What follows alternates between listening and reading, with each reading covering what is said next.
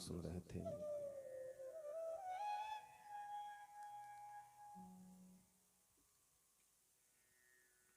समय, शरीर, संपत्ति को सार्थक करते हुए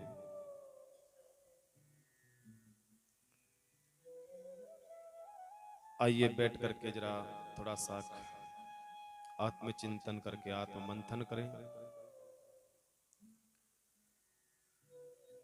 भगवान की अहेतु कृपा के फलस्वरूप हम लोग सब बैठ करके एक घड़ी आधी में पुनियाद, तुलसी संगत सादगी कटे कोटि अपराध।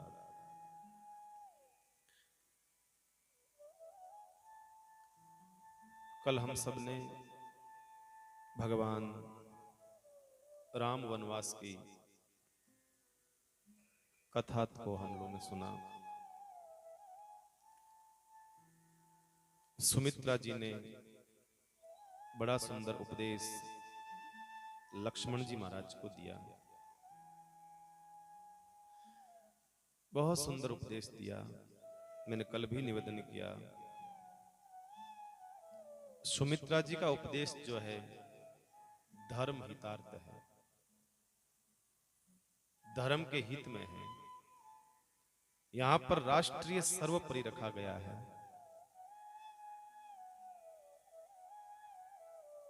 सुमित्रा जी ने एक ही बात कही है, हे लक्ष्मण, पहली बात,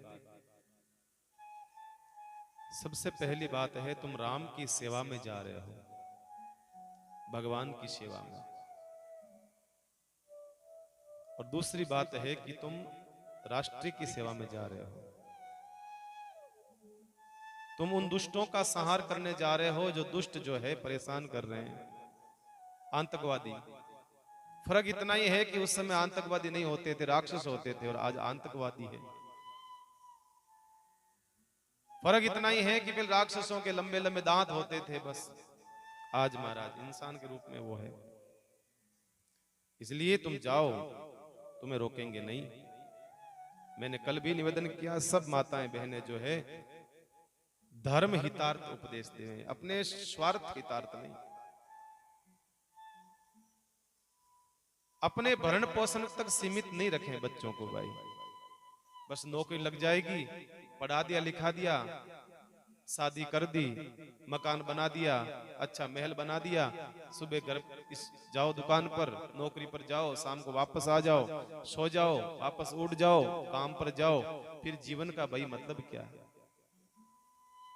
मैं अक्सर कहता हूं वो शिक्षा मत दो बच्चों को, ये पाठ मत पढ़ाओ। इसके अलावा उनको को कि 24 घंटे में से 1 घंटा कम से कम समाज के हित में काम कर, देश के हित में काम कर, राष्ट्र के हित में काम कर, धर्म के हितार्थ कुछ काम कर। विशेष करके मैं आप बणिक समाज जो जुड़ा हुआ है यहां से, बणिक समाज से मैं विशेष कहूंगा महाराज, क्योंकि बहुत कमजोर होती जा रही है आने वाली पीढ़ी आपकी महाराज, बहुत कमजोर। कोई सहयोग नहीं है, ना देश की सेवा, ना समाज की सेवा, ना धर्म की रक्षा, ना राम द्वारा में कोई सहयोग नहीं है आपका। अरे कम से कम अच्छी अच्छी जयंती आती है, हनुमान जयंती महोत्सव, रामनवमी का कार्यक्रम, बड़े बड़े कार्यक्रम आते हैं, अच्छे अच्छे कार्यक्रम आते हैं, बढ़िया अच्छे तरीके से मनाओ, समाज स्तर पर मनाओ, बढ़िया कुछ करो तो सही। महाराज टाइम नहीं है, दुकान जाते हैं सुबह, बच्चे थक जाते हैं, राम जी क्या करें, कब करें। अरे सब ठीक है, ये सब ठीक है। अरे भैया जब ये चीजें नहीं रहेगी तो ध्यान रखना, पर हिंदू नहीं रहेगा, ना ही राष्ट्र रहेगा, फिर क्या करेगा भाई प्रधानमंत्री अकेला, क्या करेगा। इसलिए कहते हैं कि भाई जितना हो सकता है थोड़ा थोड़ा समय निकालो। अब जो भी पुरुष लोग आ रहे हैं, भाई लोग आ रहे हैं, मैं इनको कहता हूँ जरूरी नहीं है कि 1.5 घंटा आके बैठो कथा में भाई, 5 मिनट बैठो, 15 मिनट बैठो, चाहे 10 मिनट बैठो, कथा में तो आओ। ऐसे ही आप घर में युवा लोग भी है, घर में ऐसी बात थोड़ी है, बहुत सारे युवा जो पढ़ाई नहीं करते हैं, तो उनको भी सत्संग में लाओ, ये तो करो, और कुछ नहीं करे तो भाई आपको कोई देश की सीमा पर कोई बंदूक लेकर खड़ा थोड़ी कर रहे हैं। आपको तो इतना ही कहा जाता है कि कोई सामाजिक काम करो, कोई बढ़िया जयंती आती है, रामचंद्र जी महाराज की जयंती आती, धूमधाम से मनाओ, पहले से तैयारी करो महाराज, बढ़िया धूमधाम से है? और दिव्य बनाओ, मनाते तो हैं हम लोग, और दिव्य मनाओ। हर साल उत्तरोत्तर पब्लिक बढ़नी चाहिए महाराज, यहाँ घट रही है। कितने जुलूस में कितने लोग होते हो बताओ, गिनती के लोग होते हो आप? हम घटते जा रहे हैं, बढ़ते नहीं जा रहे, घटते जा रहे हैं। एक जयंती आती है उसके अंदर भी हम समय नहीं दे पाते ढंग से भाई, तो फिर मतलब क्या? इसलिए कहा है कि जरा अपनी उदर पूर्ति का बच्चों को ज्ञान देना बंद कर दो, सिर्फ अपने भरण पोषण का ज्ञान देना बंद कर दो। ज्ञान देवो तो ऐसा दो कि कोई काम आवे, किसी के भाई काम आवे। 1 घंटा समय निकाल तू किसी के काम आ सके, किसी गरीब के, किसी दुखियारे के काम आ सके, कोई सेवा कर सके, कोई गाय की सेवा कर सके, तू और कुछ तो कर। इसलिए लक्ष्मण जी को ये उपदेश दे रही है सुमित्रा।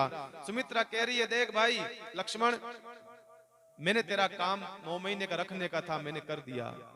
अब तेरे असली माता पिता जो है ये भगवान राम और जानकी है, जाओ। बच्चा ज्यादा सत्संग में जाने लगे, मंदिर जाने लगे, तो घर वाले कहते महाराज थोड़ा समझाओ नहीं टाबर ने, बाबू जी थोड़ो कहीं टाइम महाराज बन जाला, कभी बाबा जी बन जाला महाराज, थोड़ो समझाओ टाबर। आजकल बहुत सत्संग में जाता है, राम जी पता नहीं क्या हुआ, ऐसा नहीं हो कि बाबा जी बन जावे। अरे भैया धक्का देने पर भी बाबा जी नहीं बनते, ऐसे बाबा जी बनते तो भाई धक्का देकर के निकालते हैं, बाबा जी थोड़ी बनते हैं। वो तो उसके कर्मों में लिखा होगा। और सौभाग्य की बात है, आपका बच्चा जुआरी बन जाए मंजूर है, शराबी बन जाए मंजूर है, और कुछ गलत रास्ते पर चला जाए मंजूर है, पर कोई सत्संग में नहीं जाए बस। इसलिए कहा जरा सुमित्रा का ज्ञान की आवश्यकता है, सुमित्रा के ज्ञान की। मैंने कल ही निवेदन किया था कि एक बार तो राम की परछाई राम से अलग हो सकती है, पर लक्ष्मण राम जी से कभी अलग नहीं हो सकता है। दुनिया में हर आदमी की परछाई है, चाहे कोई भी हो, राजा हो, चाहे रंक हो, चाहे अमीर हो, चाहे गरीब हो, चाहे शूद्र हो, चाहे वैश्य हो, चाहे कोई भी हो, सबकी परछाई होती है। सबकी परछाई कैसी होती है? काली। चाहे कोई भी हो, राजा हो, रंक, सबकी परछाई काली होती है। किसी की रंग बिरंगी देखी आपने कि नहीं साहब, रेल मगरा वालों की तो सफेद होती है, देखिए आपने। सबकी परछाई काली है महाराज। एक राम ही धरती पर ऐसे हैं, एक राम पृथ्वी पर ऐसे आए जिनकी उजली परछाई है, जिसे हम लक्ष्मण कहते हैं। उजली परछाई जिसको लक्ष्मण कहा जाता है। पालने में कभी अलग सो जाते थे, यशोदा मैया कभी कौशल्या मैया कभी अलग सुला देती तो नींद नहीं आती, लक्ष्मण जी महाराज को निद्रा नहीं आती, रोते रहते रोते रहते रोते रहते। बचपन में जो साथ में सोए हैं महाराज, बचपन से लेकर अभी तक जो साथ में सोए हैं, राम और लक्ष्मण दोनों। इसलिए भाई भाई का प्रेम कैसा होना चाहिए, जरा ये राम कथा ही हमें सिखा सकती है महाराज। भाई भाई का प्रेम। एक भाई तो भाई की भुजा कहलाता है। क्या कहलाता है? भुजा, ताकत। अगर भाई आपके साथ में है तो दुनिया की कोई ताकत आपको कमजोर नहीं कर सकती। भाई आपके साथ में नहीं है तो लोग हंसी उड़ाएंगे महाराज, देखो लड़ता रहे लड़ता रहे। उसका फायदा आप जानते हो ना, सब जानते हो। भाणजा रे भाणजा, भाई भाई की ताकत है, और भाई साथ में नहीं है तो ध्यान रखना, लोग सब आपका फायदा उठाएंगे महाराज, सब लोग फायदा उठाएंगे।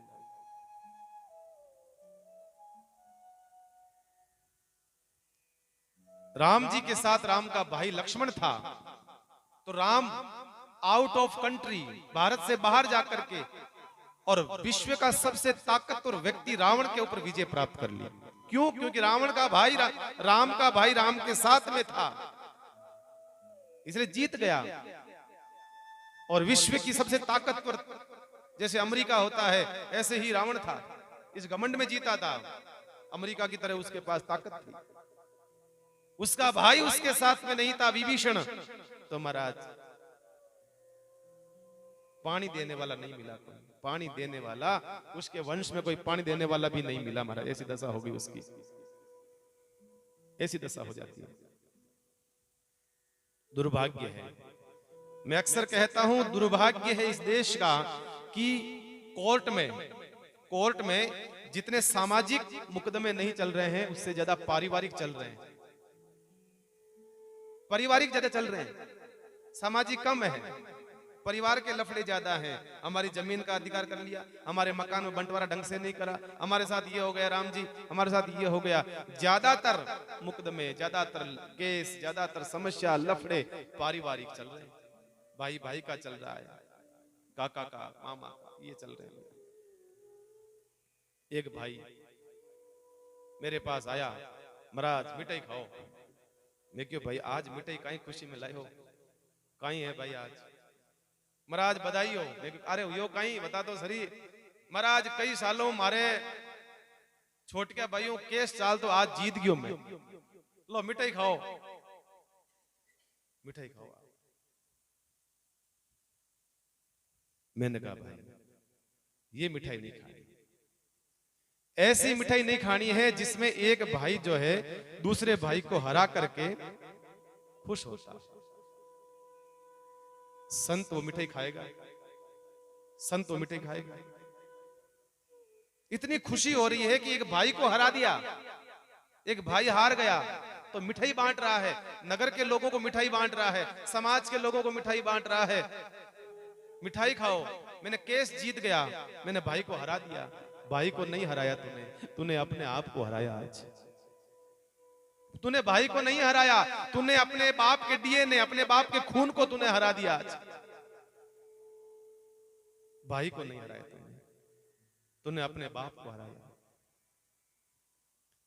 इसलिए अक्सर कहते हैं भाई आपके साथ में है तो दुनिया की हर ताकत आपके साथ में है। अगर भाई आपके साथ में नहीं है तो साहब ध्यान रखना, कोई मतलब नहीं,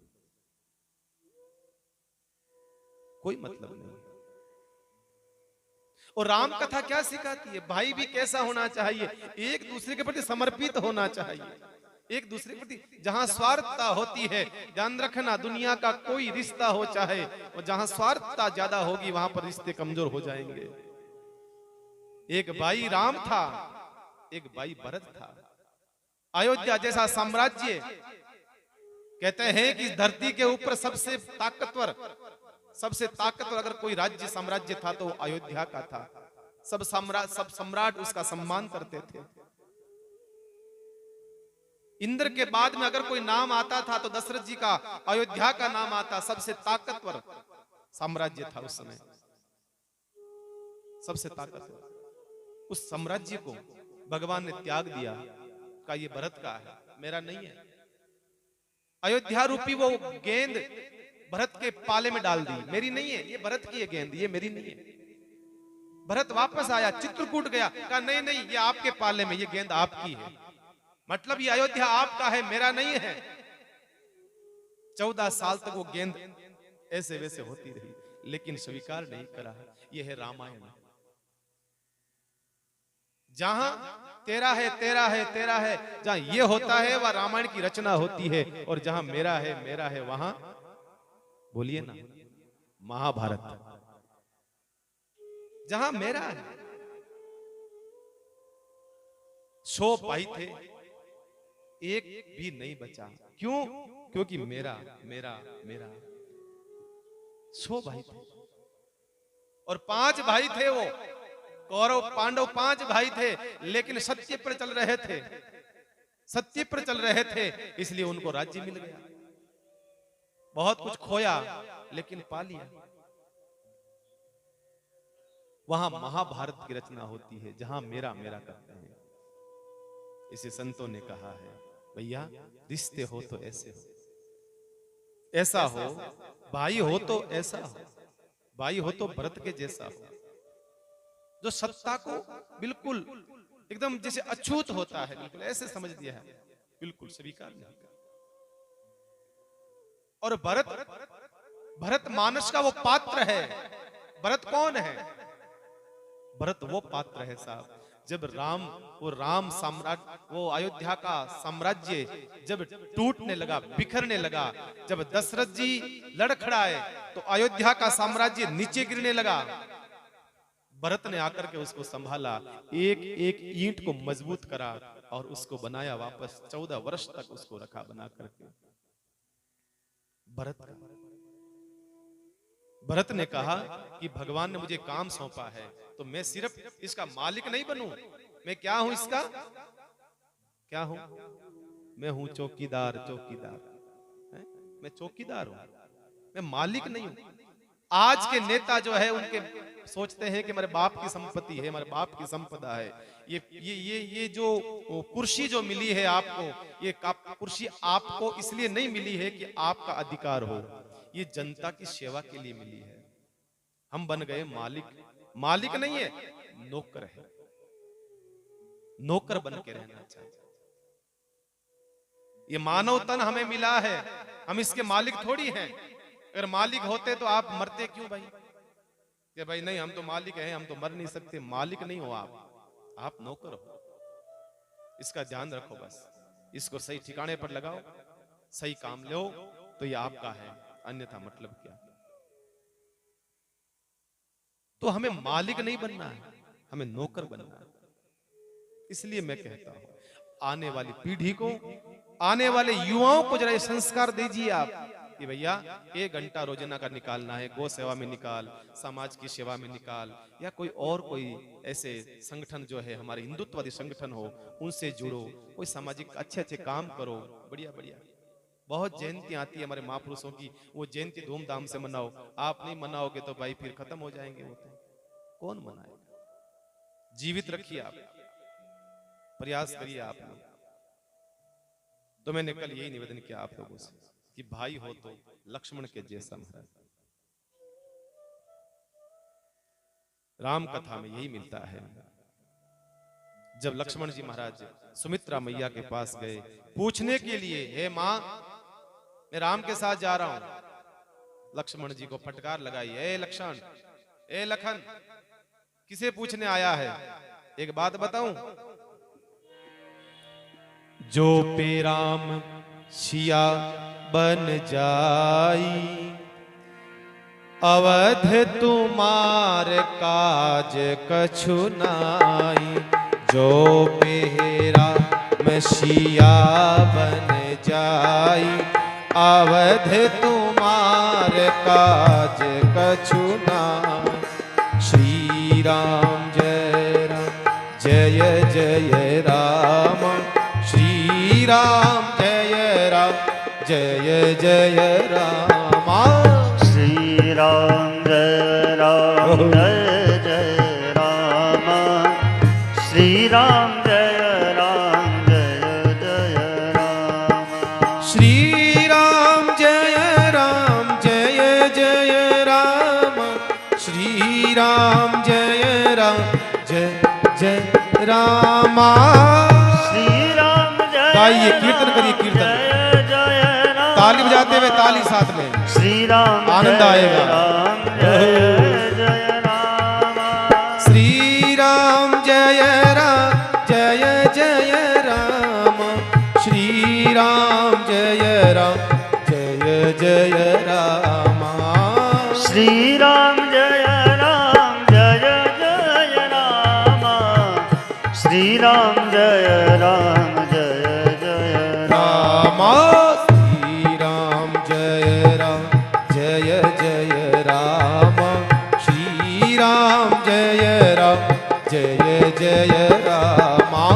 श्री राम जय जय राम, श्री राम जय जय राम। श्री राम जय जय राम, श्री राम जय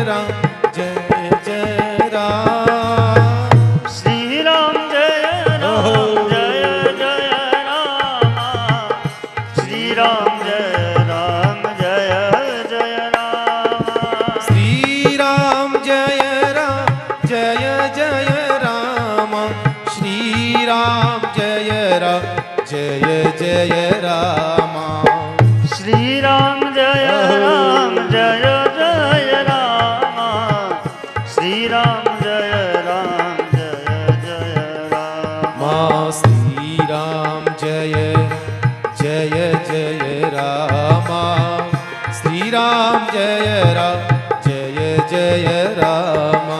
श्री राम जय जय रामा। श्री राम जय जय रामा। ओ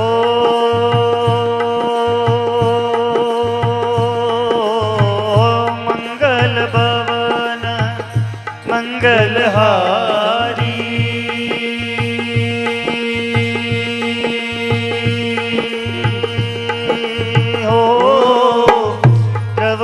दशरथ अजर बिहारी।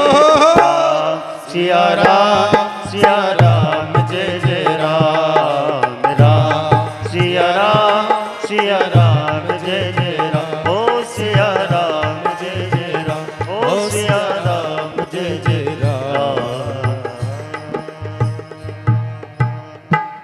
जो पे राम सिया बन जाई, अवध तुम्हार काज कछु नाई। ए लक्ष्मण एक बात बता, तुम्हारे अयोध्या क्या काम की भाई है? क्योंकि जहां राम है वहीं सूर्य है, जहां राम है वहीं प्रकाश है। अब यहां से अगर राम चले जाएंगे तो यहां कुछ नहीं है। जो पे राम सिया बन जाही, अगर वनवास चले गए, अवध तुम्हारे काज कछु नाई। भैया यहाँ कोई काम नहीं है, जाओ चले जाओ, पूछने की भी आवश्यकता नहीं है। मैं जानती हूं कि तुम धर्म की रक्षा के लिए जा रहे हो, चले जाओ। इतना कहा बस भागे, कहीं और कुछ ना कह दे मां, कहीं रोक ना ले, भागे। ये है लक्ष्मण, ये लक्ष्मण का व्यक्तित्व है। इतने आतुर है, इतने आतुर। राम तो महाराज फिर भी हमारी मां सीता के साथ में थे, लक्ष्मण तो अकेले थे। एक स्नेह की डोर में बंधे हुए थे राम। एक स्नेह का जो धागा होता है पति पत्नी का, एक प्रेम का, स्नेह का, एक आत्मीयता का, एक मधुरता का एक धागा, उसके अंदर भगवान बंधे हुए थे। गृहस्थ जीवन में माना कि भगवान गृहस्थ है, लेकिन वनवास में संयमित गृहस्थ था, संयमित जीवन था भगवान राम का, बड़ा संयमित जीवन था, तपस्या का जीवन था, साधना का जीवन था। बिल्कुल ऐसा नहीं है कि भोगी की तरह भोग विलास की जीवन को जिंदगी जी, नहीं भैया, कभी नहीं। भगवान राम 14 वर्ष तक सीता के साथ रहे, पर संयमित रहे, तपस्या करी, साधना करी है साथ। फिर भी कवि कहता है एक दूसरे के साथ में तो है, सुन तो रहे, एक दूसरे के साथ जिंदगी जी तो रहे हैं। आप जितने लोग बैठे हैं, आप सब महसूस करेंगे, जो पति पत्नी बैठे हैं, गृहस्थ जीवन लोग बैठे हैं, जो 25-30 साल हो गए शादी को, जिनकी उम्र 25-30 साल शादी करे हुए हो गए, बिता चुके हैं जो लोग साथ में। एक समय आता है, एक समय आता है, कुछ नहीं कर पाते व्यक्ति, कोई विशेष प्रेम वाला भाव नहीं, लेकिन डोर नहीं होती है, पर एक दूसरे के सहचरी बनने की इच्छा रहती है। सहचरी मतलब एक दूसरे के साथ रहने का मन करता है, साथ रहें भैया। बुढ़ापा सही कटता है हमारा, बुढ़ापा अच्छे से कट जाए, हम प्रेम से साथ में रहें, बस हम ये चाहते हैं। सबकी एक भाव होता है, सबकी एक इच्छा होती है। यहाँ लक्ष्मण जी महाराज अकेले हैं, भगवान राम तो फिर भी माँ जगत जननी, माँ जगत जाननी के साथ में है महाराज। किसी कवि की एक बड़ी सुंदर भाव है, उस कवि की बड़ी सुंदर कोई रचना है, उसकी कवि की बड़ी सुंदर विचार है। एक तुम्हारा होना क्या से क्या कर देता है, एक तुम्हारा होना क्या से क्या कर देता है, बेजुबान छत दीवारों को ये घर कर देता है। बेजुबान छत दीवारों को ये घर कर देता है। राम के साथ सीता है तो राम को थोड़ा सा ठीक है, एक स्नेह की डोर बंधी हुई है, पर लखन तो अकेले हैं, वन में अकेले हैं लखन, और सीता के सेवा में है, राम की सेवा में है। एक दृश्य आता है साहब, एक दृश्य क्या आता है, चारों चित्रकूट में आप सुनेंगे, चारों बहनें वहीं चित्रकूट में मिलन होता है।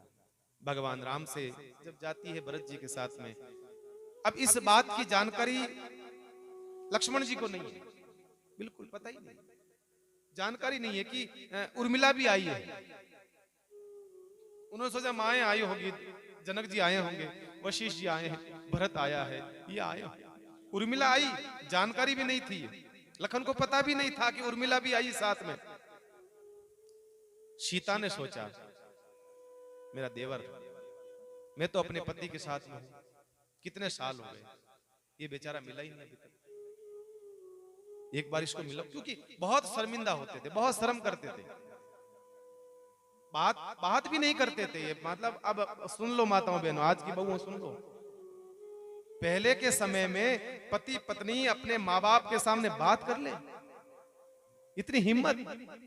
आज तो हंस लो, वाह भाई गजब, वाह, इतने मॉडर्न हो गए, इतने इतने खुल गए जमाना। पहले लोग बैठे हैं, आप बुजुर्ग माताएं बहनें बैठी है, हिम्मत हो जाती है भाई।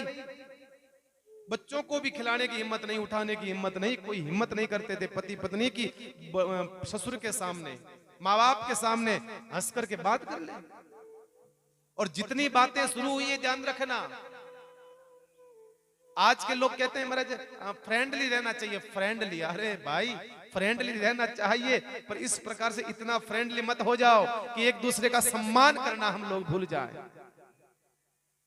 रहना चाहिए पर एक मर्यादा में, एक मर्यादा, एक आवरण, एक छोटा सा, एक महीन सा आवरण तो होना चाहिए, एक पतला सा कोई पर्दा तो होना चाहिए। रिश्तों के बीच में एकदम खुल गए। टीवी तो अब आई है भैया, टीवी तो अब आई, किसी की हिम्मत है कोई टीवी देख ले? बच्चे पिताजी के सामने कोई सीन देख ले, हैं? हिम्मत है कोई? कोई नहीं देख सकता साहब। ये जीवन था, ये आनंदमय जीवन था महाराज, मधुरता था। आज अलग होना पड़ता है, सुबह से लेकर शाम तक 24 घंटे में 48 बार नहीं लड़ ले तो कालजा की ठंडक नहीं है, शांति नहीं। मैं तो कहता हूं अयोध्या में एक ही कोप भवन था, अच्छा रहा एक ही कोप भवन था, आज तो घर घर में कोप भवन है, घर घर में कोप भवन। तो लक्ष्मण जी जो है उर्मिला से बात नहीं करते थे, बहुत शर्म करते थे सीता के मैया के सामने, भाई के सामने हिम्मत नहीं होती थी बात कर सके, बड़े शर्मिले थे। सबसे ज्यादा चारों भाइयों में अगर शर्मिले थे तो वो लक्ष्मण जी महाराज थे। सीता जानती थी देवर जी बड़े शर्मिले हैं, भाभी होती देवर के थोड़े आप जानते हो मजे लेती है। सीता ने सोचा छोटी बहन है, थोड़ा सा दोनों का मिलन करवा दूं, और जो बहनें होती है थोड़ा सा एक दूसरे के सपोर्टेड तो होती है, सपोर्ट तो करती है ना, जीजा जी जीजू जीजू मिलवा देती जीजा जी। ऐसे ही सीता ने सोचा कि लक्ष्मण मिलने वाला तो है नहीं, तो दोनों का मिलन करवा दूं। अगर ऐसे कहूंगी तू अंदर जाके उर्मिला से मिल ले, कुटिया में था, कुटिया में बैठी थी उर्मिला, बाहर लक्ष्मण जी खड़े थे सेवा में, तो सीता ने सोचा अगर ऐसे कहूंगी जा मिल ले तो मिलेंगे नहीं, बिल्कुल नहीं जाएंगे। तो सीता जी ने कहा अरे लखनलाल जी, देवर जी, कहा हाँ माँ, अंदर जरा पुष्प पड़े हैं लेकर के आइए, माला बनानी है, देवताओं को माला चढ़ानी। एक युक्ति है, कैसी भी करके मेरी बहन से, क्योंकि वो बहन है उनकी, सीता जी की बहन है उर्मिला, तो कहा जाइए जरा लेकर के आइए। लक्ष्मण जी हाँ हाँ हाँ बिल्कुल अभी जाओ अभी जाओ। लक्ष्मण जी को पता नहीं है कि ये सरप्राइज दे रही है, लक्ष्मण जी को पता नहीं था इस बात का। लक्ष्मण जी की एकदम फटाफट गए, जय दरवाजा खोला और आगे उर्मिला जी हो महाराज। लक्ष्मण जी की अब देखो आप कल्पना करो क्या हुआ, जैसे उर्मिला जी देखा और हक्के बक्के रह गए। उर्मिला कहा प्रभु प्रियतम, हाँ प्राण वल्लभ, हाँ प्राण पुरुषोत्तम, बोलो। अरे कहा आप कहा, संकोच के बारे पूछो मत। सीता ने इसी बहाने भेजा था। उसी समय उर्मिला ने कहा चिंता मत करो, हे प्रभु हे प्रियतम, मैं कुछ नहीं कहूंगी आपको, कुछ नहीं कहूंगी, आप ये मत सोचना कि मैं आपको कुछ कहने आई हूं। उर्मिला कहती है, एक कवि ने लिखा है, मेरे उपवन के हिरण आज बनचारी, मैं बांध न लूंगी तुम्हें तजो भय भारी। ये उर्मिला कह सकती है, क्या कह रही है? हे मेरे उपवन के हिरण, मेरे मन मंदिर, मेरे मन के वो हिरण, मैं तो ये देखने आई हूं कि जो उपवन का हिरण है, जो खेलता था मेरे मंदिर में, मेरे बगीचे में, वो उपवन में कैसे कूद रहा है, मैं देखने के लिए आई हूं। मैं बांध न लूंगी तुम्हें तजो भय भारी। तुम ये मत सोचना कि ये आई है मुझे कुछ कहेगी या मेरे साथ चलने के लिए आई होगी। लक्ष्मण ने भी अद्भुत बात कही है। लक्ष्मण ने कहा, देखो तुम सिर्फ मेरी पत्नी नहीं हो। यहां देखिएगा उर्मिला के साथ में लक्ष्मण जी का भी भाव देखिएगा। लक्ष्मण ने कहा, उर्मिला तू सिर्फ मेरी पत्नी नहीं है, ध्यान रखना, तू मेरी पत्नी से पहले किसी की बहन है। मेरी पत्नी तो बाद में बनी है, तो मेरी पत्नी बनने से पहले तो किसी की बहन है। और योग्य पति की पत्नी है सीता जी। सीता माता के पति है भगवान राम। पर मैं नहीं जानता हूं कि मैं इतना योग्य हूं कि नहीं।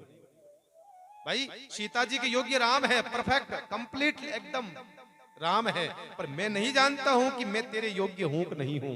मैं हूं कि नहीं। जगत जननी की छोटी बहन का पति बन सकूं, मैं तो उर्मिला इस योग्य बनने के लिए जंगल में आया हूं बस। और किस लिए आया हूं? मैं सिर्फ इसीलिए आया हूं कि मैं तेरा पति बनने योग्य हो जाऊं। और जंगल में किस लिए आया? मेरा सौभाग्य है कि मेरे को आपके जैसी पत्नी मिली है। मेरा सौभाग्य है, आप जैसी पत्नी मुझे मिली है। यहां कवि लिखता है, भाभी की भगिनी तुम, भाभी की भगिनी मतलब भाभी की बहन हो तुम, भाभी की भगिनी तुम, केवल अर्थ नहीं मेरे उपभोग। मतलब तुम मेरी भाभी की बहन हो, सिर्फ उपभोग करूं मैं, भोग के पदार्थ नहीं हो तुम मेरे लिए, मैं भोग करूं तुम्हारा। भाभी की भगिनी तुम, केवल अर्थ नहीं मेरे भोग्य की।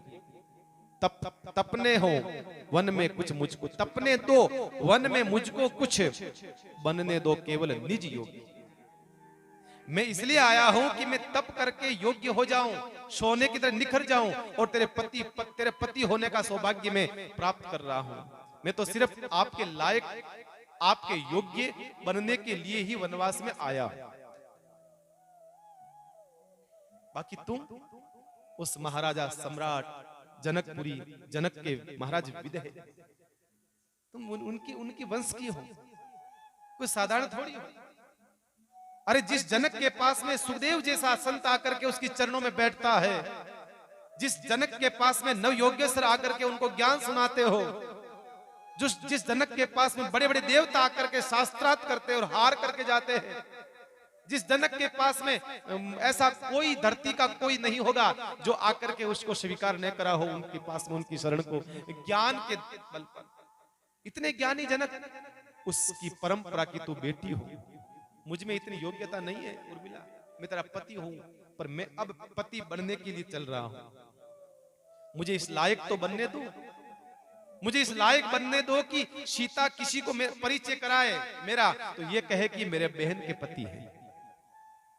सीता जब परिचय कराए तो गर्व से कहे ये मेरे बहन के पतिदेव हैं, मिलिए आप, तब मैं समझूंगा हाँ जीवन जिया है लखन ने भैया। साधना किसकी रही पीछे? उर्मिला की। साधना किसकी? उर्मिला की। जीवन जिया रहा है लक्ष्मण जी महाराज। सिर्फ उर्मिला ने जो साधना करी है, महाराज कहते हैं नींद नहीं ली। बताइए, उर्मिला ने निद्रा नहीं ली, उसका फलस्वरूप कहते हैं महाराज सारा का सारा श्रेय किसको मिला? लक्ष्मण जी महाराज को, लखन जी महाराज को। 14 वर्ष तक उर्मिला जी सोई नहीं है, 14 साल तक, 14 साल तक। और आपा बताओ सच महाराज, आधो घंटो महाराज कथा लेट कर दे तो महाराज थाने तो काम को हाँ तो फ्री बैठा हो, थाने कहीं काम है माने महाराज घर में छोरा के पढ़ावना लिखावना, माना घरवाला ने भोजन करवावना है। नींद आउं ढूक जाए, उबा से आउं ढूक जाए। और कई विकेट तो महाराज यहाँ आते ही गिर जाते हैं, मैं देखता हूँ कई विकेट। जैसी कथा में आए आराम से महाराज, बड़ी ठंडी हवा आ रही है, बढ़िया शानदार, नींद क्यों नहीं आए? बढ़िया घर पे भोजन करके ठाट से आयो, नींद क्यों नहीं आए भाई? नींद तो आनी चाहिए।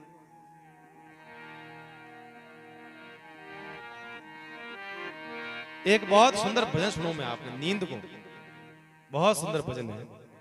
और राजा और बहुत छोटे मोटे संत ने नहीं लिखा, वो गोरखनाथ जी महाराज भजन लिखा, बहुत सुंदर भजन।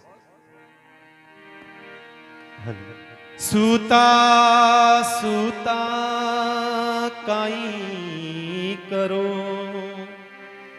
सूता आवे नींद, काल शिराणे आखड़ो, जो तोरण आयो बींद। नींद निशानी मौत की, उठ कबीरा जाग।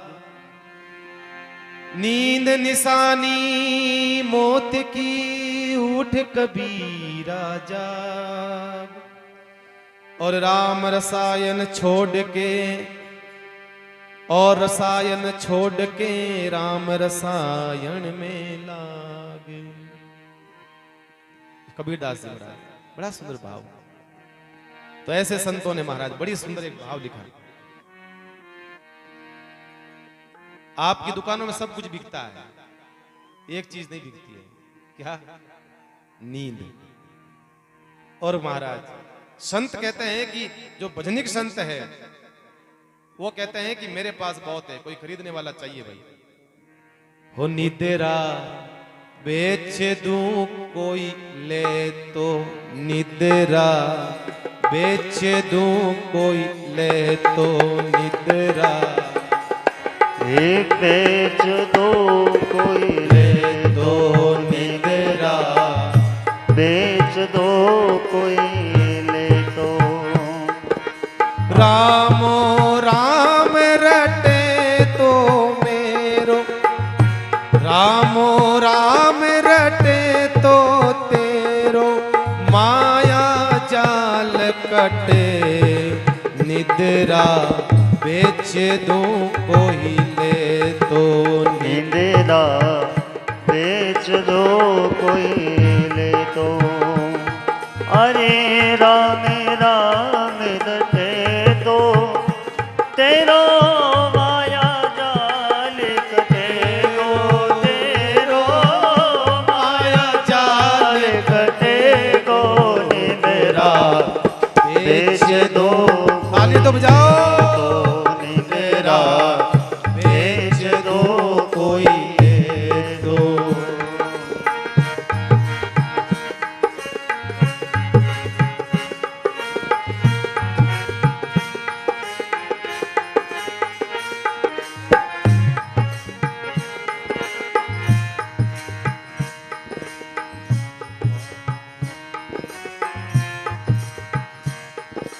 भाव राख सत्संग में आवो, भाव राख सत्संग में जाओ, भाव राख सत्संग में जाओ, भाव राख सत्संग में जाओ।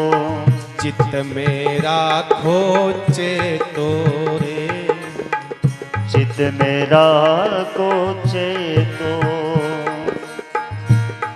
अरे हाथ जोड़ चरण में लिपटो, हाथ जोड़ चरणों में लिपटो। अरे जे कोई संत मिले तो, निद्रा बेच दो कोई ले दो, निद्रा बेच दो कोई ले दो। अरे राम राम रटे तो तेरो, माया जाल कटे गो तेरो, माया जाल कटे गो, बेच दो कोई ले दो, निद्रा बेच दो कोई ले दो।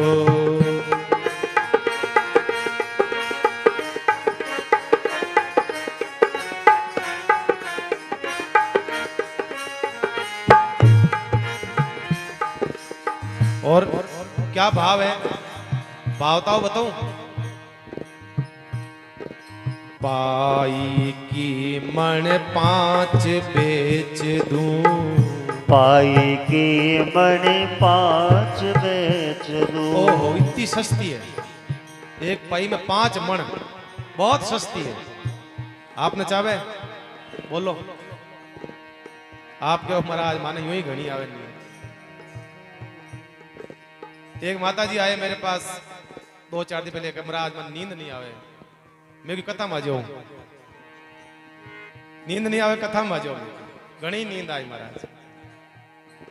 पाई की मन 5 बेच दूं, पाई की मन 5 बेच दूं। जे कोई ग्राहक हो तो, अरे पानी की मन 5 बेच दूं। जे कोई ग्राहक हो तो, जे कोई ग्राहक हो तो। अरे पांचों में से 4 छोड़ दूं, पांचों में से 4 छोड़ दूं। दाम रोक ना दे दो निद्रा, बेच दो कोई ले तो निद्रा, बेच दूं कोई ले तो। अरे रामी रामी रटे तो, तेरो माया जाल कटे गो, तेरो माया जाल कटे गो। निद्रा बेच दो कोई ले तो निद्रा, बेच दो कोई ले दो।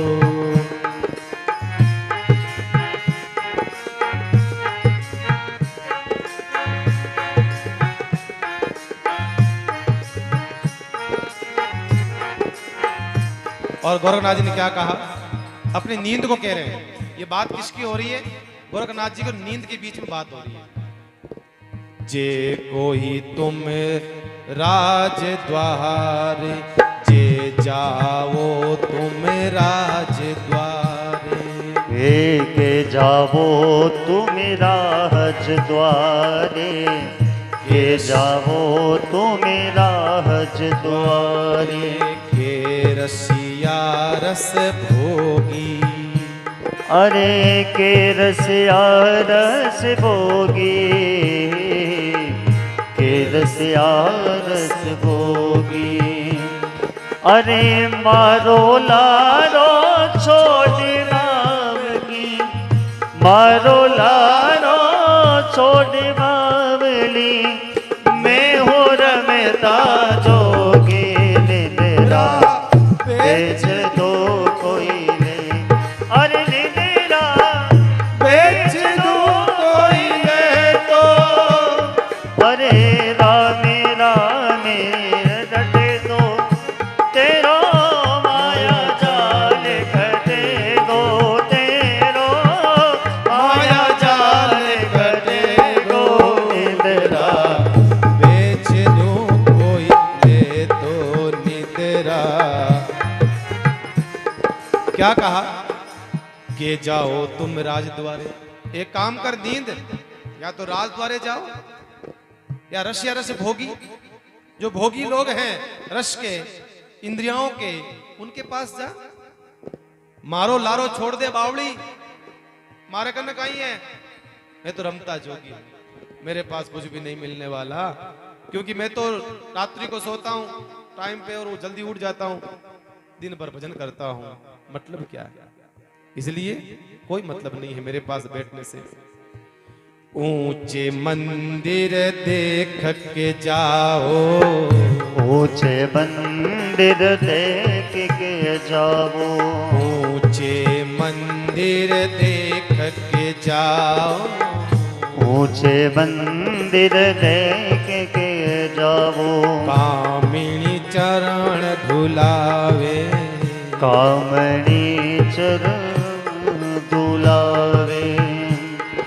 अरे मारो संग क्या लेगी बात, मारो संग क्या लेगी बावली, पत्थर में दुख पावो निदरा, बेच दो कोई ले तो निदरा बेच दो कोई ले तो।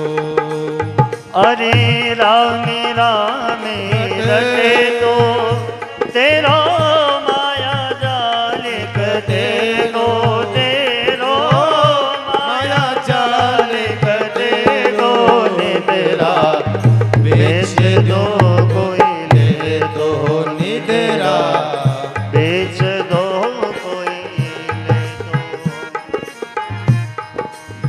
गोरखनाथ जी के परम शिष्य भरतरी महाराज ने कहा, कहे भरतरी सुन मारी नींदेरा, कहे भरतरी सुन मारी निंदेरा, कहे भरतरी सुन मारी नींदेरा, कहे भरतरी सुन मारी निंदेरा, यहाँ नहीं तेरा वासा, अरे यह नहीं तेरा वासा, या नहीं तेरा वासा। अरे मैं तुम्हारे गुरु भरोसे, मैं तुम्हारे गुरु भरोसे, राम मिलन री आशा निदरा, बेच दो कोई ले तो निदरा बेच दूं कोई ले तो।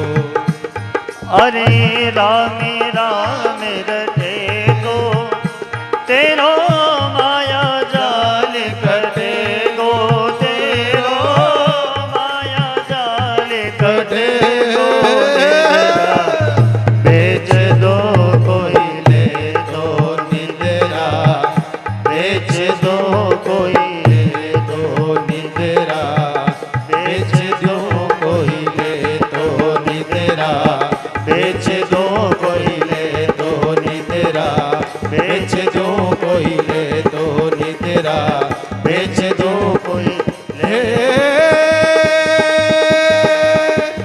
निदरा बेच दूं कोई ले तो निदरा बेच दूं कोई ले तो। कहे भरतरी सुन मारी निदरा, या नहीं तेरा वासा रे। क्यों? भरतरी कहते हैं, गोरखनाथ जी शिष्य कहते हैं, भैया मेरे पास कोई वासा नहीं है, ठिकाना नहीं है। उसने कहा क्यों ठिकाना नहीं है? कहा मैं तो मारे गुरु रे भरोसे, मैं तो मारे गुरु रे भरोसे, राम मिलन री आशा निदरा, बेच दूं कोई ले तो निदरा, बेच दूं कोई ले तो। है कोई लेवाड़?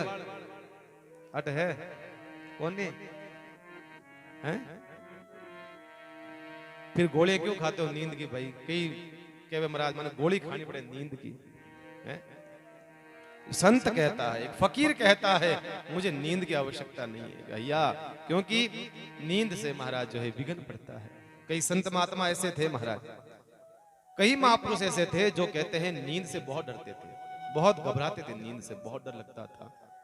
मैंने एक बार प्रसंग भी सुनाया था आपको कि महात्मा जी इतने भजन करते थे। मेड़ता के पास में एक रामद्वारा है, स्थान है, वहां संत भजन करते थे, उनको नींद बहुत आती थी, बहुत नींद आती थी। उन्होंने कहा कि करूं क्या, इतनी नींद आ रही है, इसका नींद का करूं क्या, मैं दुष्ट का परेशान कर दिया मेरे को। उन्होंने क्या करा? उन्होंने कहा ऐसा काम करूं ये दुखी होकर के चली जाए, मेरे पास में आवे ही नहीं, ऐसा काम करूं। तो वो क्या करे? उनका आश्रम था तालाब की पहाड़ पर, आप जानते हो रामद्वारे हुए आश्रम हुए कहाँ होते हैं? तालाब की पहाड़ पर या शमशानों के पास में या गांव के बाहर, ताकि संत भजन कर सके। शहरों में होते तो लोग परेशान करते हैं भाई, आश्रम तो सदा बाहर ही है, गांव वालों से दूर रही है। वो बात अलग है कि पॉपुलेशन बड़ी, जनसंख्या बड़ी, आप हमारे पास आ गए, हम आपके पास नहीं आए, ठीक है ना, हम तो बाहर ही थे। आप लोग बढ़ते बढ़ते जनसंख्या बढ़ते बढ़ते रामद्वारा बीच में आ गया और चारों लोग हो गए। इसलिए रामद्वारा देखना बाहर ही मिलेंगे आपको। शाहपुरा धाम कहाँ है? शाहपुरा से बिल्कुल बाहर था, शमशान में था। और अब महाराज देखो आप बाहर वो दूर तक चला गया शाहपुरा। लगभग देखना जितने रामद्वार हैं इसलिए बाहर बने हैं ताकि संत को विक्षेप ना हो, भजन करे, राम राम करे, सुमरन करे। गांव के बीच में रहते तो लोग महाराज मार छोरा ब्याह कौन हुए, महाराज मार दुकान कौन चले, महाराज मार बो दुखे, महाराज मार बो दुखे। तो भाई महाराज कहीं करे डॉक्टर कन जाओ। अपने अपने कर्मों का सबको भुगतना पड़ेगा, ध्यान रखना। महाराज कुछ भी नहीं कर सकते भाई के कोई फूंक देवे महाराज ठीक कर देवे, नहीं करेंगे, ध्यान रखना। अपने अपने कर्म भुगतो। बाहर 1000 कर्म करके आते हो, यहाँ बन जाते हो ईमानदार, एकदम ईमानदार साहब नहीं। कर्म किया भुगतो, अपने अपने कर्म सब भुगतो। तो संत जो थे महात्मा जी थे, उनको नींद बहुत आती थी। उन्होंने कहा कि ऐसा काम करूं कि नींद आवे ही नहीं, वापस लौट के नहीं आए। तो तालाब की पाड़ पर एक वटवृक्ष था। आप जानते हो बड़ले की तो शाखाएं लंबी लंबी जाती है। तो वो शाखा जो है तालाब के ऊपर गई हुई थी। उन्होंने कहा आज जगह ठीक है, अट राम राम करा बढ़िया, और पड़ा सीधा पानी में और फाचा 12 आवा, फाचो राम राम करा, पड़ा फाचा आवा। और कहते हैं कि महात्मा जी राम राम करने लगे और जैसे ही नींद आई धमी और पानी में पड़िया महाराज। महाराज नींद खुली, फाचा महाराज बैठिया। महाराज के नींद तू भी याद रहा कि मैं किरे पाले पड़ी, तू भी याद रहा कि कहे महाराज इतनी दुखी होगी नींद, स्वयं निद्रा रानी खुद सामने हाथ जोड़े, महाराज अब थाने कने कदी को नहीं आऊं के तारो पापो कटियो जा, अब मत आइए बाजी, लौट के मत आना। ऐसी दशा करके छोड़ी महाराज, परेशान करती है। और ज्यादातर कब करती है बोलिए ना, आपको तो बहुत पता है। भजन करते हैं, सत्संग सुनते हैं, राम राम करते हैं, बाकी नींद परेशान नहीं करती है। जिन टाइम गिना नहीं बे गांधी जी वाला 1 2 3 4 5 6, उस समय नींद थोड़ी आती, नींद आती है क्या? बिल्कुल नींदा हिंदा सब उड़ जावे महाराज हैं। शाम होते ही गले में रखने समय उस समय संत कहते हैं उस समय नींद नहीं आती है।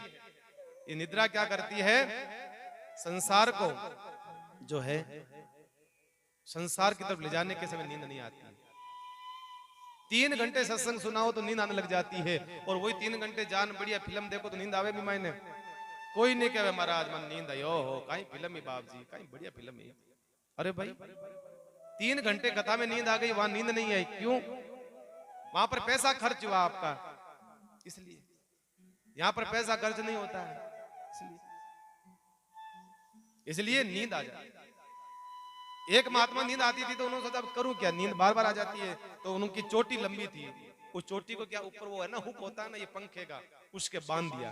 अब जैसे नीचे माथा होता तो तुरंत मेरा चोटी खींचती क्या नींद खुल जाती, जैसे चोटी खींचती नींद गिर जाती। ये सब जतन किस लिए करे महात्माओं ने? ये जतन इसलिए करे हैं कि कोई भी विकार हमारे भीतर प्रवेश ना कर पाए। बस 24 घंटों में से जितना हो सकता है भजन करे, राम राम करे, जितना हो सकता है भजन करे। इसलिए लक्ष्मण जी को सौगंध दिलाई है, लक्ष्मण सपने में भी भगवान के प्रति काम क्रोध मद लोभ ईर्ष्या कोई भाव नहीं आना चाहिए, विकार नहीं आना चाहिए सपने के अंदर भी।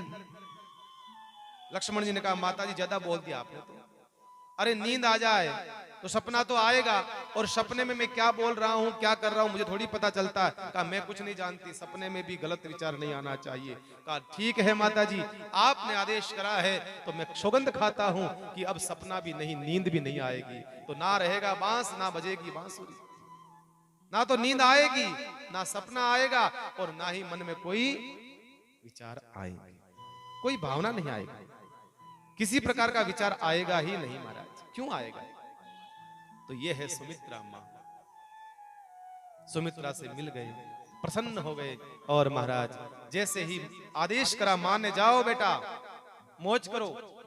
जिस प्रकार से कि पक्षी पिंजरे में से मुक्त होता है इसी प्रकार से निकल पड़े लखन जी महाराज। पर एक चिंता थी मन में कि कहीं उर्मिला ने रोक लिया तो, कहीं ऐसा न हो जाए कहीं उर्मिला ने मुझे रोक लिया तो, उर्मिला कहे कि मैं आपके साथ चलूंगी तो फिर क्या करूंगा।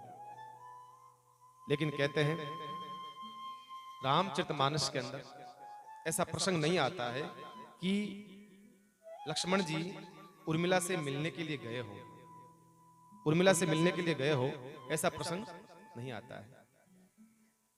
लेकिन दूसरे संत कहते हैं, दूसरे महात्मा कहते हैं कि उर्मिला के पास मिलने के लिए गए हो, उर्मिला के पास उस समय गए मिलने के लिए, उर्मिला से आज्ञा प्राप्त करने के लिए। अब लग रहा है कि कहीं उर्मिला मुझे रोक लेगी, तो मन में ये चिंता हो रही है कि माँ से तो मैंने बता दिया मैं जा रहा हूँ, माँ ने आदेश दे दिया, और मेरी पत्नी अगर मुझे रोक लेगी तो मुझे फिर क्या करूं? क्योंकि आदमी कितना भी मजबूत हो, स्त्री के आंसुओं के सामने महाराज आदमी हार जाता है, स्त्री के आंसुओं के सामने। तो कहते हैं उर्मिला जी के पास रास्ता जैसी महल के पास आए, और उर्मिला जी बड़ी प्रसन्न थी। क्यों? क्योंकि कल राम राजा बनने वाले हैं। तो वो क्या कर रही थी उर्मिला? बहुत सुंदर आर्टिस्ट थी। किस चीज की? बहुत सुंदर वो चित्रकला जानती थी, चित्रकला, पेंटिंग, नादौराम होते हैं ना पेंटिंग, जैसे सुंदर सुंदर चित्र बनाते हैं श्रीनाथ जी के, ऐसे इतनी सुंदर चित्रकार थी कि उर्मिला के मुकाबले कोई नहीं था, इतनी जानकार थी चित्रकला की। तो उन्होंने सोचा कि कल राम राजा बनने वाले, तो मैं क्या गिफ्ट करूं, कुछ तो दूं, मैं भी दूं, राम राजा बनने वाले। तो उन्होंने अपने हाथ से राम राज्य का एक चित्र बनाया, चारों भाई है, सीता जी है, हनुमान जी है, और चवर ढुला रहे हैं, सेवा हो रही है, पूरा राम राज्य का चित्र बना करके तैयार करा, पेंटिंग बना करके। और राम राज्य का चित्र बनने ही वाला था, पूर्णावती पर था। अब अंतिम रंग कलर लगा करके फ्री करना था। उसी समय लक्ष्मण जी आ गए, और उर्मिला के हाथ में वो डिब्बा था कलर का, और जैसे लक्ष्मण जी आए थोड़ा सा आवाज हुई, जोर से घबरा गई उर्मिला, और जो रंग कलर का डिब्बा था वो उसके ऊपर गिर गया, पूरा चित्र खराब हो गया, पूरा चित्र खराब गया, बिगड़ गया। उर्मिला कहा ये क्या करा आपने, पूरा चित्र बिगड़ गया। लक्ष्मण जी ने कहा ये चित्र सही बिगड़ा है, चित्र बिगड़ चुका है उर्मिला, ये चित्र बनाने की अब जरूरत नहीं है। क्या? क्यों? कहा कि चित्र ये खत्म हो गया, अब ये राम राज्य का चित्र मत बनाओ, अब बनाना है तो राम वनवास का चित्र बनाओ। राम लक्ष्मण सिया वनवास जा रहे हैं, इसका चित्र बनाओ, बाकी राम राज्य का चित्र तो मां कैकेयी ने बिगाड़ ही दिया, अब ये चित्र नहीं सुधरेगा। बात क्या हुई? क्या बात हुई? ऐसी सी घटना है उर्मिला, मैं तेरे पास में पूछने आया हूं, मैं जाऊं? उसी समय उर्मिला ने कहा आपने क्या सोचा, मैं रोकूंगी आपको? नहीं। उर्मिला ने नए वस्त्र पहने, कौन से? जिस शादी में पहनी थी जो पोशाक, विवाह के समय जो पोशाक उर्मिला जी ने पहनी थी वही धारण करी है आज उर्मिला जी ने, और सुंदर सा दीपक आदि बत्ती आदि लगाया है, और कुंकु चंदन मोली आदि तैयार करी है, आरती उतारी है लक्ष्मण जी महाराज की। बोली मैं ये नहीं कहूंगी कि आप मुझे साथ में लेकर के जाओ, आप भगवान की सेवा में जा रहे हो ना, भोग साथ में नहीं होना चाहिए, आप जाइए, आप भजन आपके साथ में होना चाहिए। और एक बात कहूं, आरती उतार करके तिलक लगाया है साहब, तिलक लगा करके अपने घुटनों के बल बैठ गई और अपने दामन को फैला दिया, दामन को फैला करके कहा हे पतिदेव, जिस दीपक से मैंने आज आपकी आरती उतारी है ना, उस ही दीपक से 14 साल बाद लौट के आओगे, यही दीपक होगा आपकी आरती के लिए, मेरे दीपक की लाज रख देना, बस लौट करके आ जा, लौट करके आ जा। 14 वर्ष तक वो दीपक बुझने नहीं दिया, 14 साल तक वो दीपक अखंड रहा, 14 वर्ष तक भवन के द्वार बंद नहीं करे, दरवाजा खुला रखा, 14 वर्ष तक श्रृंगार नहीं उतारा, जो श्रृंगार किया 16 श्रृंगार उतारा नहीं, 14 वर्ष तक सोई नहीं, 14 वर्ष तक अन्न नहीं खाया। इतना कठोर तप उर्मिला ने किया, इतनी कठिन साधना उर्मिला ने की। शास्त्र कहते हैं कि मेघनाद को लक्ष्मण जी ने मार दिया, कहते हैं मेघनाद किसने मारा? लक्ष्मण जी। पर मैं कहता हूं मेघनाद को लक्ष्मण जी ने नहीं मारा, मेघनाद को तो उर्मिला की साधना ने, अखंड तप ने मारा। उर्मिला की ताकत काम कर रही थी, उर्मिला का पावर काम कर रहा था, उर्मिला का संयमित जीवन, उर्मिला की साधना, उर्मिला का वो जीवन काम कर रहा था महाराज। इसलिए वो रावण, वो मेघनाद को मार पाए। बाकी साधारण बात थोड़ी इंद्रजीत को मारना भैया, जिसका नाम इंद्रजीत है। इंद्रजीत मतलब इंद्र भी जिसके सामने हार गया था, इंद्र को जीतने वाला कोई नहीं था। इंद्र को जीतने वाला कोई नहीं था। इंद्र को जीत लिया वो मेघनाद था। इसलिए कहते हैं, आपने सुना होगा एक घटना घटती है जब लक्ष्मण जी महाराज को शक्ति लगी। लक्ष्मण जी महाराज को लंका में शक्ति लगी, बेहोश हो गए, मृत प्राय हो गए, मर ही गए मानो, आप मर गए मानो ऐसे। और फिर क्या हुआ? हनुमान जी को बुलाया।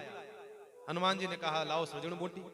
हनुमान जी गए, बूटी लेने के लिए गए और विचार करा वहां जाकर के कि अब क्या करूं, अब इसमें से कौन सी पता लगाऊं, कौन सी नहीं लगाऊं। देखिए, बुद्धिहीन तनु जान के सुमरो पवन कुमार, बार बार हम कहते हैं हनुमान जी की पूजा करो, इससे क्या होगा? बल बुद्धि विद्या देहु मोहि हरहु कलेश। बल बुद्धि विद्या और हरहु कलेश स्वीकार, सब समस्या का समाधान करना है इस कलयुग में, हनुमान जी की पूजा करिए आप। बल बुद्धि, बहुत बुद्धिमान है। लौट करके वापस नहीं आए, ना तो कॉल किया ना फोन किया, प्रभु अब औषधि कैसी है, कौन सी लेकर के आऊं? मेडिकल पर तो आ गया, औषधि कौन सी लाऊं? विचार आया पूरे मेडिकल को ही उठा लो, पूरे पहाड़ को ही उठा लिया, पूरे पहाड़ को। यही दिमाग कहां लगाया? सुषेण नाम के वैद्य को लाने में। भगवान ने कहा जाओ, एक सुषेण नाम का वैद्य है, विभीषण ने कहा लेकर के आओ। अब वैद्य को लेने गए तो वैद्य को नहीं लाए, क्यों? पूरे घर को उठा लाए। अरे भले आदमी, भगवान ने कहा तू ये क्या कर रहा है, पूरे घर को उठा के लेके आ गया। तो भगवान एक बात बताओ, वैद्य जी को लेके आता, फिर वैद्य जी तो बूढ़े हैं, वो कहते अरे मैंने तो वो दवाई वहीं भूल गया, मेरा चश्मा वहीं भूल गया, मेरा सामान वहीं भूल गया, ये जड़ी बूटी वहीं भूल गया। तो महाराज समस्या खत्म करो, पूरे मकान को ही उठा ले ताकि समस्या खत्म हो जाए। हनुमान जी ऐसा काम करते हैं, पीछे वापस करना नहीं पड़ता, करना ही नहीं पड़ता। बडेरे कहते हैं कि जाई जाऊनो तो छोटी खाटू नहीं, मोटी खाटू जाऊनो। छोटी खाटू कहने जाऊनो, काम करना तो ऐसा करना कि वापस दोबारा करना न पड़े। तो हनुमान जी ने पूरी ही उठा ली, लेकर के जा रहे थे। और वाया किधर से जा रहे थे? अयोध्या से। अयोध्या से निकल रहे थे। उस समय कहते हैं रात्रि के समय भरत जी महाराज अयोध्या का रक्षण करते थे, हाथ में धनुष लेकर के अयोध्या की परिक्रमा लगाते। कोई अयोध्या को परेशान ना करे, क्योंकि राम ने मुझे सौंपा है ये अयोध्या का राज्य, तो मेरा कर्तव्य है कि अयोध्या को कोई तकलीफ नहीं होनी चाहिए। तो परिक्रमा लगाते रहते थे। दिखाई दिया रात्रि के समय कि कोई जा रहा है, उड़ रहा है, उसी समय धनुष मारा, बाण चलाया, नीचे गिरे, पर पहाड़ नीचे नहीं गिरने दिया। कहते हैं उसी समय परिचय कराया। अरे आप कौन हो? का मैं रामदूत हूं। क्या हुआ? जब घटना बताई कि ऐसी ऐसी घटना हुई, भरत जी को बहुत दुख हुआ। इतने में तीनों माताएं आ गई, उर्मिला आ गई, पूरा राज परिवार आ गया, सब लोग आ गए। अरे क्या हुआ, क्या हुआ, अरे क्या हुआ, क्या हुआ? पीछे उर्मिला बैठी थी, मुस्कुरा रही थी, सब रो रहे थे। कौशल्या रो रही थी, सुमित्रा रो रही थी, केकई रो रही थी, मेरा बेटा लक्ष्मण क्या होगा? उर्मिला हंस रही थी, मुस्कुरा रही थी। हनुमान जी ने कहा अरे मैया उर्मिला, मैया आपको दुख नहीं है? आपके पति चले गए, आपके पति देवता चले गए, आपकी आंखों में आंसू नहीं है? तो उर्मिला ने कहा मेरा पति मर नहीं सकता है। क्यों? कहा कि ये देखो, ये दीपक जग रहा है, इसका मतलब मेरा पति जिंदा है। मैंने सौगंध दिलाई है, मेरा दीपक जग रहा है, इसका मतलब मेरा पति जिंदा है। पहला कारण, ये दीपक बुझ जाता तो समझ जाती मेरे पति चला गया।